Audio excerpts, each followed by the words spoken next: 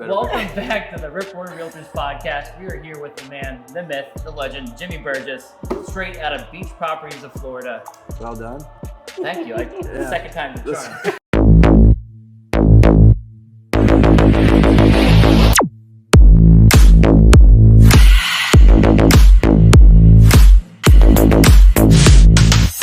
Welcome, Jimmy. Thanks for making time to stop here on your way to beautiful Omaha. Yes, yeah.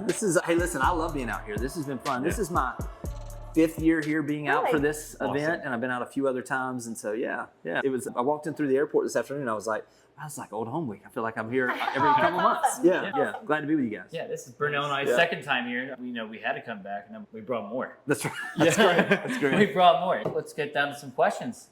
Jimmy, give us your background. Tell us about your brokerage, everything you got going on in Florida. Yeah, I started selling 30 years ago. I was very young, well over half my life. And I joke I'm an SOB, son of broker. My mom was my broker, and my dad owned another company after they got divorced, so it's crazy.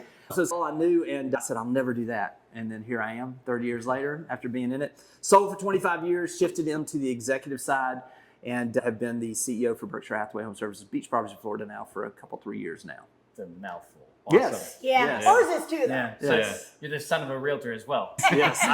Yes. My dad has been in 37 years. My stepmom, my stepsister. So I feel your pains and I feel your joys. I know. It's exactly right. I know. Yeah. Now, it's been interesting to see the changes over 30 years from the areas that I started selling in to what we're seeing now, the changes in the business, the advantages and the opportunities for buyers and sellers now that we didn't have because of the technology and the tools and the way that we can service in a better way. Yeah, man, I've never been more excited about the business than I am today as an agent as well as for the consumer. So you came with a lot of enthusiasm.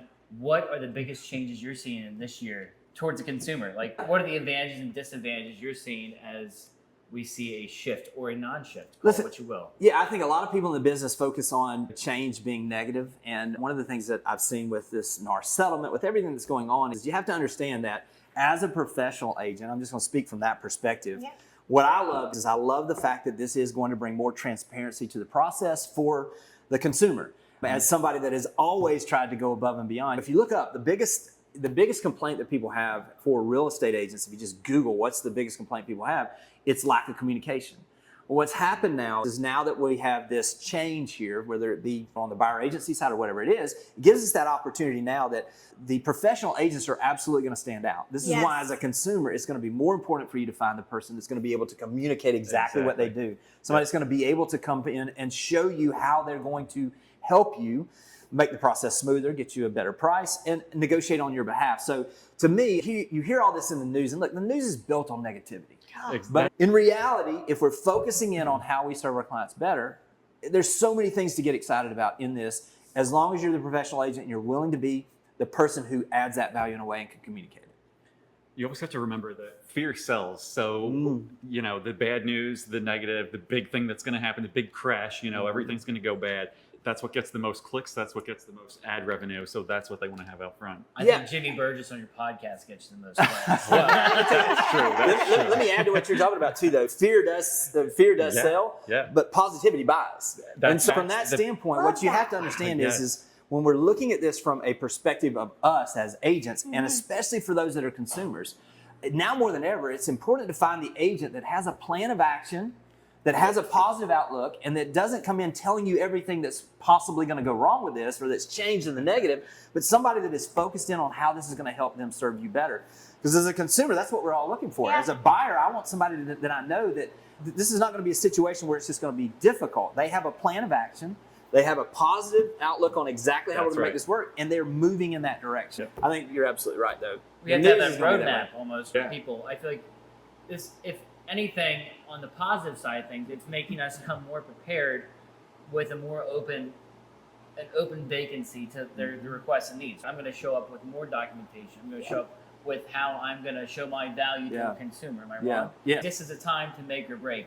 People that falter or are unprepared for their listing presentations, their buying presentations, they are going to fall to the wayside of people who came ready and they're not afraid to take up a new challenge. Absolutely. Yeah. And listen, I think the true professionals are going to be able to communicate it. They're going to be able to, and they're not going to just tell you, they're going to be able to show you. They're going to actually have some results that they can point back to. They're going to have those folks that they can let you call to see how the process went for them as far as their Yes. reviews or recommendations of things in the past clients that they've had that can tell you exactly how the situation went with them. So I just think as a consumer now more than ever, do your due diligence and find the right agent, because the value of a professional agent continues to be elevated as we continue to see the market change.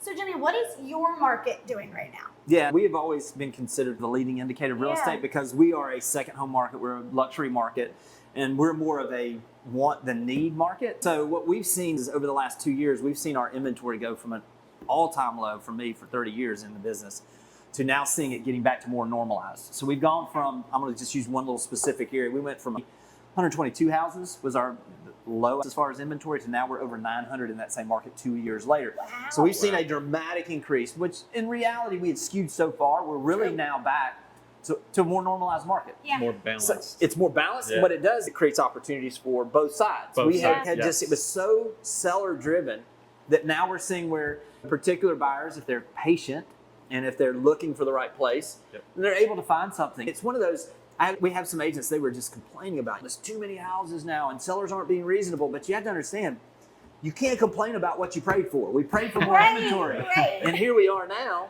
And we've got people that were complaining we didn't have enough inventory. Now they're complaining we got too much inventory. It's Yep. never going to Yeah. be perfect. Exactly. So the time It moves really, in mysterious ways. it absolutely does.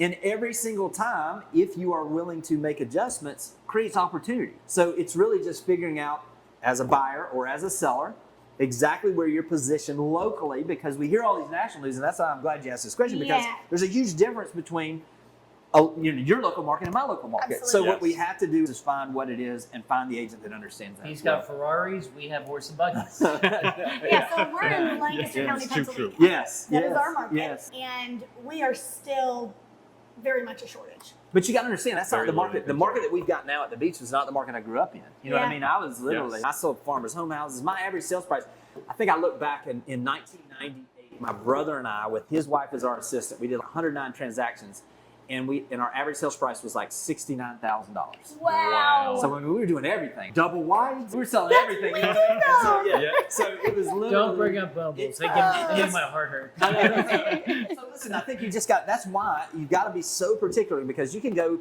30 miles north of our beach market and it's a completely different market Oh, yeah. from our beach market. You can literally go 2 miles difference and you've got a completely different market. Wow. So you have to get really hyper local on all I've said of it this. before, I'll say it again. Real estate is so hyper local. This neighborhood could be doing something completely different than the neighborhood down the street. And it's so different.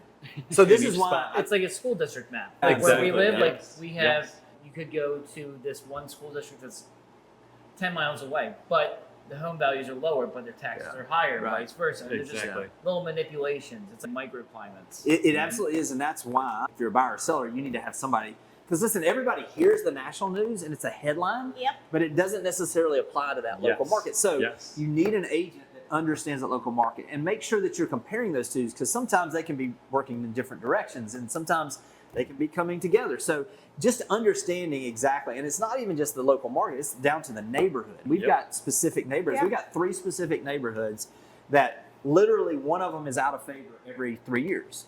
It's like it's perceived value. So consequently, the buyer that is focusing on this neighborhood that's out of favor this year because it had all the sales last year, all of a sudden there is more opportunity there for that buyer. Whereas this time next year, it may have flipped over to one that they just can't seem to find anything in. So Yeah. I think it's really just critically important to understand those hyper local numbers and how they affect Yeah. your client. Definitely.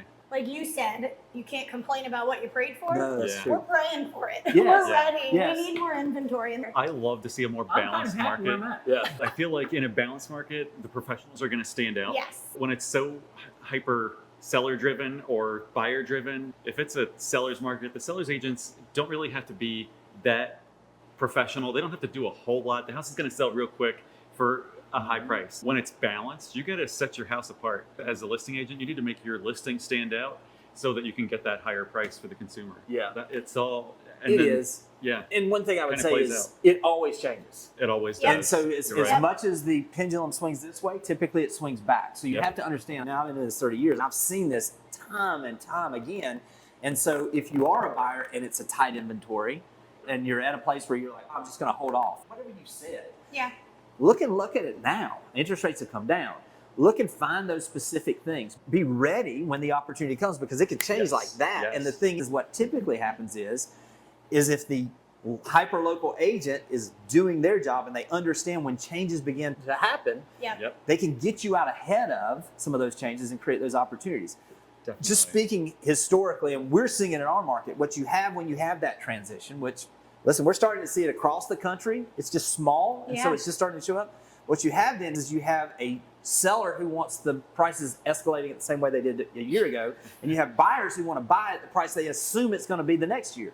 So you have this little gap area. We just went through this over the last year and a half for us, where we have to understand what the market cycle that you're in. When you're in tight inventory as a buyer, you have to be prepared to be able to present that offer in a way that makes it stand out. Absolutely. If you're a seller and you have this market begin to slow down, you have to understand that you don't want to get caught chasing the market the wrong way or chasing the inventory the wrong way. So take advantage of the opportunities while you got them and be prepared for the change, because it's coming. One way or the other, no matter what market you're in. The train keeps on rolling. It does, all the time, every single time. And that's the thing is, too, that's the thing that buyers and sellers both have to understand, is that when you're never going to time the market. You're never going to be able to time the market. And the way that I've always heard it said, which is so critically important, is it's not a matter of timing the market, it's the amount of time in the market. Yes. So it's from that standpoint that if you're a buyer and you're wondering, is the timing right now? It depends on right for you. If it right's for you, it's always right if it's the right time for you. That's, exactly. And it's long term. You got to think long term. Daily rate, buy the house. Yeah. I've said that so much recently. It's so bad. I know. So It's bad. not, Yeah. it's not Don't untrue. say it anymore. It sounds a little Oh, tacky, but my interest rate's gonna be 6.5%. Yeah. Talk to my dad like in the '83 when it was like 17%. Yes. That's- Yeah. And people still bought houses. Yes. And people are gonna Yeah. keep buying houses. Yeah. People always have to buy houses. exactly They right. always have to sell houses. Yeah. statistic, which I don't know where it was from, what pool of people, but it was like 30% of the people are hung up on their rate.